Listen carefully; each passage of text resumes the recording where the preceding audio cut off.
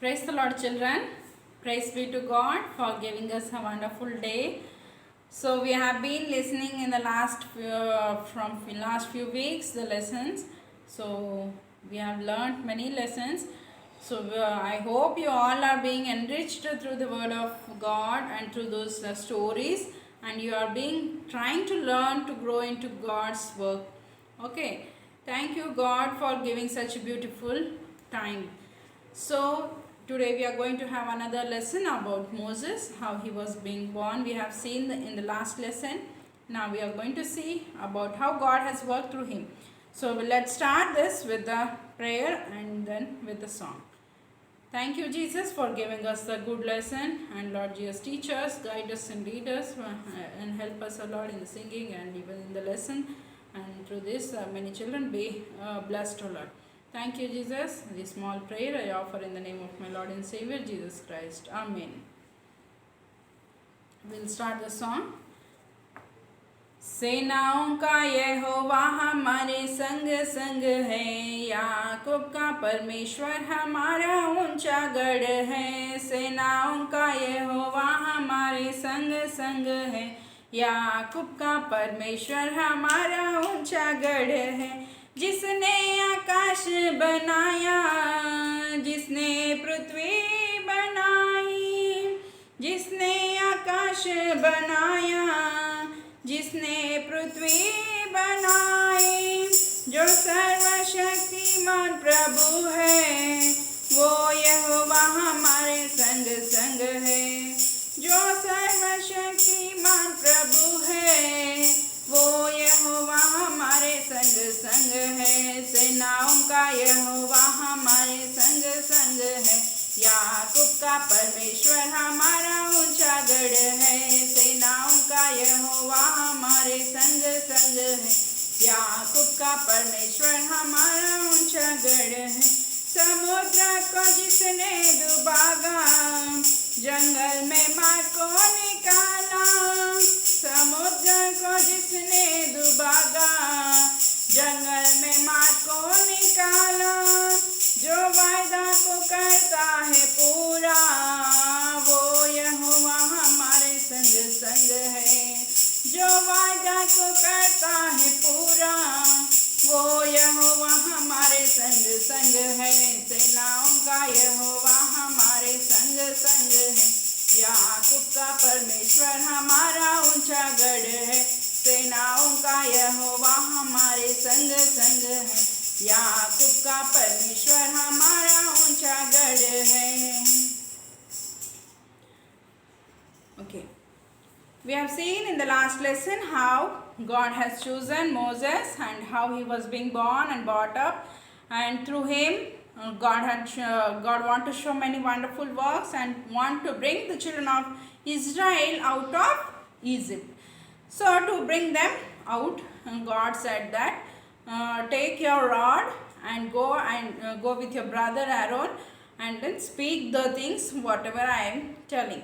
So to bring the children out of the Egypt, he want to make Pharaoh to leave the children. So the Pharaoh was a very hard and stubborn man. So he didn't want to listen about whatever things Moses and Aaron were telling. But still God want to show his wonderful power. Was a powerful work he want to show. So he said that throw your stick and it will turn into the snake. So that was the first miracle God had done. And then he made the Pharaoh even made his heart very hardened, so that he made with the magicians the same snake, like that, the same snake. But still yet Aaron's rod had eaten up the other snakes. So we are going to see the another next thing, that is how. So see how Moses' shepherd's rod was turned into a snake.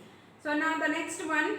So once again God said to Moses and Aaron to stand before Pharaoh. So they went, and they said, because you did not listen, God has told us that this rod, when dipped into the water of the river Nile, it will turn into blood. So Pharaoh really didn't believe it would happen, but when Aaron struck the water, as Moses told him, it was turned into blood. So wherever there was water, it turned into blood. Even in the rivers, lakes, and even in pots and in the pans, in the kitchen, everywhere it was turned into blood. So all the fishes in the water died, and the water smelled so badly that the people could not drink it. So Pharaoh was still stubborn and did not believe God had done this. So he called some of his magicians and they did some tricks too. So Pharaoh went back into his palace unimpressed. Then the Egyptians dug wells along the shore of the river so that they could drink water. A little while later, God said to Moses, "Go back to Pharaoh and say, God says to let my people go so that they can worship me. Tell him also, if he does not listen to me, I will send frog all over this land." But still Pharaoh refused to agree. When Aaron pointed his rod towards the river, what happened? The land was covered with the frogs. So there were in all the rooms of the houses and on the beds, these frogs were there. So if some was making bread, the frogs would jump into the dough. So in this way, everywhere the frog was being found. So once again Pharaoh called his magicians and they made frogs come up on the ground, but not as many. So Pharaoh did not like having these frogs everywhere. So he wanted, the people were very unhappy. So he wanted that Moses and Aaron should again stop this plague. So they asked, "Ask your God to get rid of these frogs, and I will let the people go and worship him." "All right," said Moses. When do you want this to happen?" he asked. "So tomorrow," he answered. So he did not want to act too interested. "So I will pray and ask God to get rid of them tomorrow, except in the river," they said. So Moses and Aaron went back to God and asked him to take away the frogs, and God did. And so soon there were piles of dead frogs everywhere. So when Pharaoh saw the frogs were dead, he refused to let the people go. So God said to Moses, "Tell Aaron to strike the rod on the dust of the ground, and it will become lice throughout the land of Egypt." It happened that like God had said, and soon the lice was covered the people and the animals. They bit the people and made their skin itchy. So this time the magicians could not make lice appear, but it didn't matter. Pharaoh still wouldn't let the people go to worship the God. Next, the Lord told Moses, "In the morning, meet Pharaoh at the river where he goes to bed. But tell him that I am going to send flies to cover everybody and everything if he won't let my people go." So Moses told Pharaoh what God had said, and next day there were swarms of flies in the palace, in every home in Egypt. But there were no flies in Goshen where the Israelites lived. So Pharaoh was beginning to think that he would not listen. So he wanted to listen, he thought. Then what happened immediately? "All right, go, sacrifice to your God, but do it in this land and not in the wilderness," he said. "So that won't happen," said Moses. "The Egyptians would kill us if they see us worship our God. We must go for 3 days in the wilderness to worship our God there." So "All right, go ahead," said Pharaoh as he tried to swat the flies that were crawling in their ears and hairs. "But don't go too far," he said. "So I'll ask God to take the flies away," and Moses said, and it was done. But still the Pharaoh was a stubborn man. He saw God's great power, but still he refused to obey God. So then what happened? Again God sent Moses to Pharaoh to warn him a disease would come and kill the animals. So the Lord announced this would happen. The next day it did. But still Pharaoh's mind remained unchanged, and he would not let the people leave. Next, God told Moses. So in this way God sent Moses and Aaron to Pharaoh. So next day God told Moses to take ashes from the stove and throw them into the air in front of Pharaoh. If he won't listen, God said that he is going to send boils on the people and on animals. So Pharaoh did not listen, and the people suffered badly from the boils. So then God said, "Get up early in the morning and tell Pharaoh that I am going to send a hailstorm such as has never been happened before." So tell your people to get in their houses or they will die. Of course, if it lets the people go and worship, this won't happen. But I will show my power to prove that I am God. Then God said to Moses, point your hand toward the heaven and cause the hail to fall throughout all of Egypt. So when Moses did this, there was hail and lightning and thunder so terrible it would be hard to describe. So some of the people hurried indoors and were safe, others did not believe and went outside and were killed. So all of Egypt lay in ruins. So everyone in the fields were killed and trees and crops were ruined. So the only place where no hail had fallen was in Goshen, where the people of Israel lived. So won't you think God had sent enough plagues to make Pharaoh listen? But no. Yet Pharaoh's heart was still hardened. So it was a very stubborn heart. So Moses told Pharaoh God would send locusts that would eat the crops that were left. So Pharaoh refused to let the people go even when the ground and everything was covered with grasshoppers. So in this way, Pharaoh said to Moses, well, who will go? He asked. So Moses said, we all are going to go, and all our property and animals and everything, whatever we have. So, oh no, I won't let you go, said Pharaoh. The men only can go. But after locusts had come, Pharaoh said, I will promise I will let the people go as soon as you get rid of this locust. So Moses talked to God and he caused the strong east wind to blow locusts away. Of course, Pharaoh changed his mind again and God sent a darkness like black night so the people could hardly move. Now Pharaoh was afraid. So go, he said, get your people out of here. I don't want you to ever see you again. You may go, but leave your herds behind, Pharaoh added. So no, said Moses. Pharaoh should have listened to God. The next plague was the worst one of all. So Pharaoh promised to repent and change, but his actions showed he had not really changed. So children, we also should not wait until a catastrophe forces us to do right. We should choose to do the right thing in all the circumstances. So this was the last day.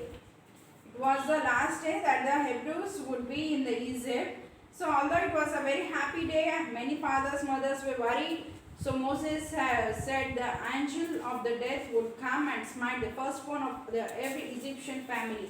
The people were worried that he might make a mistake and go into one of the Hebrew homes. But with God, there were no mistakes. So he told the children of Israel to take the blood of the lamb and sprinkle it on the sides of the top of their doors. So here we see that the people were worried. So in this way, there was he told the children of Israel to take the blood of the lamb and sprinkle it on the sides and top of the doors, and the angel would pass over that house. So all who believed God and were faithful did as they were instructed. At sunset that evening, the sprinkling of the blood was going on all over the land of Goshen. That evening, men and women were asking each other, "Is the blood sprinkled on your home?" So it was quite a sight to see the families standing outside as the father sprinkled the blood. The firstborn had reason for concern as they knew their life was at stake.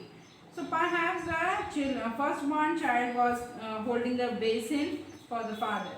Unfortunately, some did not believe. They said, "Why do we have to sprinkle the blood on our doorpost?" But if they did not obey, they soon learned that God means what He says. So thousands of lambs have been died that night. So, but everyone was a symbol of Jesus, the Lamb of God, who takes away the sins of the whole world. When we obey, like the Hebrews in Egypt, and let Jesus sprinkle His blood upon the doorpost of our hearts, then He will forgive our sins. So, what happened to the lamb whose blood was sprinkled on the doorpost? It was roasted and eaten in celebration of the Passover by the whole family. They ate in a hurry and were all dressed ready to go at a moment's notice. So probably no one slept that night as everyone was too excited. Soon they would leave the slavery of Egypt. Suddenly at midnight there was weeping and wailing in every home of Egyptians. The firstborn of every family was dead. A Pharaoh's son was dead. The Egyptians who had killed so many Hebrew children were learning what it meant to lose their own. Even the firstborn of the cattle died. So this was the last and most terrible of the 10 plagues. Finally, Pharaoh decided to let the Hebrew people go. He called Moses, Aaron in the middle of the night. He said, "Rise up and get forth from among my people, both ye and the children of Israel. Go and serve the Lord, as ye have said. Also take your flocks, your herds, and be gone." With death in every Egyptian home, Pharaoh and his people wanted Israelites to go and go quickly. So they gave the Israelites silver, gold, clothing, and they were so anxious for them to leave. But that was one of the great events in the history, a night when 1,000,000 slaves were freed. That was the night that God's promise to Abraham came true. God had told Abraham after 400 years the children of Israel would be delivered from the Egyptian bondage. All this time God was taking care of his people, but none of the plague were in the land of Goshen where the Hebrews lived. God protects and knows what is best for us children. So when everywhere crying, the children of Israel were ready to move. They were overjoyed. So in the land of Goshen there was much excitement. News spread quickly that Pharaoh had at least agreed to let them go. So there was no time to delay. Pharaoh might change his mind again. So if they were going to leave, they must do at once. So as thousands of Israelites began to file out of Egypt, they noticed a cloud in front of them. It wasn't a ordinary cloud like the ones they saw every day. This cloud was traveling with them. Moses said that the God was in the cloud, and God would lead his people all the way to Canaan. So when the first darkness came, the cloud glowed with a light so beautiful that the people called it a pillar of fire. So back in Egypt, Pharaoh and his people finally realized that Israelites had really departed. Now there were no slaves. How would Pharaoh get his beautiful buildings finished without their hard work? So we shall get them back, Pharaoh declared. He gathered together an army including 600 of his fastest war chariots, and they began to pursue the former slaves. So the Israelites almost reached the Red Sea when suddenly far in the distance behind them they heard a rumbling noise. So everyone felt terror. So they saw the advancing chariots. So Pharaoh had changed his mind and was coming after them. So as nearer and nearer the Egyptians came, the soldiers were behind them and the Red Sea was in front of them. "We are trapped," the people cried. They scrambled around Moses and wailed, "Why did you bring us out here to die in the wilderness?" So they had already forgotten how God had delivered them from Egypt, but Moses had not forgotten. "So don't be afraid," he said. "Watch and you will see the wonderful way God will rescue you today. He will fight for you." Then God spoke to Moses, "Tell the people to start marching forward. Stretch out your rod over the waters so that the sea will divide and the pillars and the Israelites will walk across on the dry land." So the pillar of cloud with God's appearance moved from the front of the multitude to the back. So it brought darkness to the pursuing Egyptians, but shone like a light to the Israelites. Then Moses did as God had commanded. He lifted up his rod high over the river Red Sea, and the people watched in awe. So the waters divided and piled up on either side, leaving a clean, dry pathway through the sea. So quickly the people gathered together, their children and flocks. All night long they walked across the dry bed of the sea, with the high walls of water on each side of them. So Egyptians saw that their slaves had crossed the Red Sea and gotten away. Pharaoh shouted, "After them!" The Egyptians raced their chariots onto the seabed. Then something strange started happening. God made the wheels of the chariots fall off. The drivers urged their horses on, but it was not so. So now the Egyptian army was beginning to feel frightened. "Let's go back," they called each other. So God told Moses to stretch out his rod again. Moses obeyed. With a mighty roar, the waters came crashing down. catching the Egyptian army by surprise and destroying it. Then Moses and people sang a song. I will sing unto the Lord, for he hath triumphed gloriously. The horse and the rider hath he thrown into the sea. The Lord is my strength, my salvation. God saved his people again. They shouldn't have complained. They should have trusted God. He would help them as long they obeyed him and trusted him. If we trust God and learn not to complain, we not only make God happy, but he will help us in the times of need. So children, we have seen how God had saved God's children. So how he promised and he declared and he brought the children out of the Egypt here. We have seen a great miracle how God had separated the waters and he led his children safely out of that Red Sea. And he saved from the enemies and from the Pharaoh, and there was a great victory. So Moses sang a great song. So children, in our difficulties also, when God saves us, we must never forget, be very happy and praise God by singing songs and hymns. Okay, so we'll have a memory verse from Psalms 91 and 10. There shall no evil befall thee, neither shall any plague come nigh thy dwelling. So this is your memory verse, children. Keep this in your prayers also. Come on, let us pray. Thank you, Jesus, for giving us the good lesson about how Moses had led the children of Israel out of land of Egypt, and you have saved them from the great plagues and from the Red Sea. You have brought them safely out, Lord Jesus. In the same way, how Moses was very happy and he sang a song. In the same way, in our lives also, in all our difficulties, from where you have brought us, O Lord, from where you have called us, O Lord, help us not to forget, and Lord Jesus, help us to be very faithful and trusting in you.